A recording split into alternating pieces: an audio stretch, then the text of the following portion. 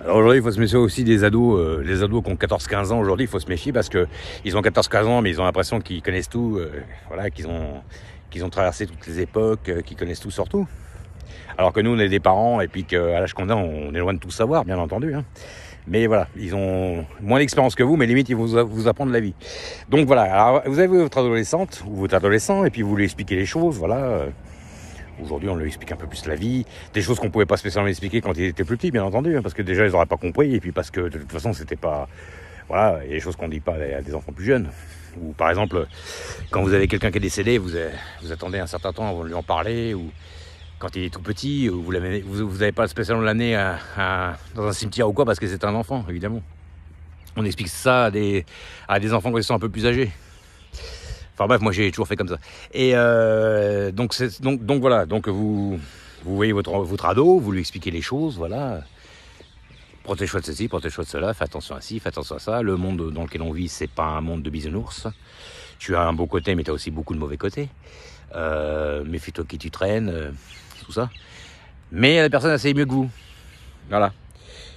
Et puis, le pire du compte, c'est le jour qu'à cette personne que vous avez raison, agarrer le silence, ça vous le dira même pas, quoi. Voilà. Donc c'est pour ça qu'aujourd'hui, j'ai remarqué que, voilà,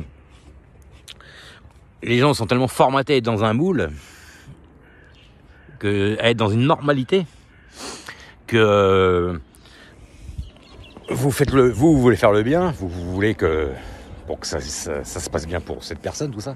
Surtout qu'avec tout ce qu'on entend aujourd'hui, tout ça, bon voilà.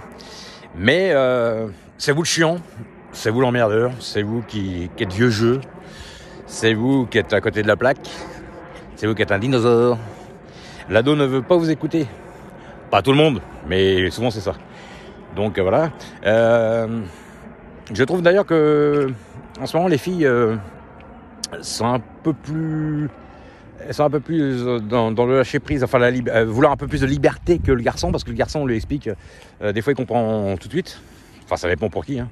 Mais voilà, c'est le désir de l'ado, de l'indépendance, de la liberté, de grandir trop vite. Moi je dis que prends le temps, parce que voilà, tu ne sais pas ce qui t'attend après, et puis c'est peut-être pas spécialement aussi rose que tu crois. Voilà, donc voilà, il y a même peut-être des parents qui le voient pas, mais moi je le vois que voilà, ils grandissent tout ça. Bon, ils font leur expérience, ils doivent faire leur expérience par eux-mêmes aussi, mais voilà. Mais quand on peut anticiper les choses et leur expliquer un peu les choses telles qu'elles se passent, voilà, je pense que c'est bien parce qu'il y a des gens qui font l'économie de tout ça. Et puis après on s'étonne que ton gamin il traîne avec n'importe qui, il traîne dans les rues, il ait des mauvaises fréquentations, tout ça. Donc je pense que déjà ça commence par là en premier. Je dis pas qu'on a tout fait bien hein, dans notre vie, on a voilà, mais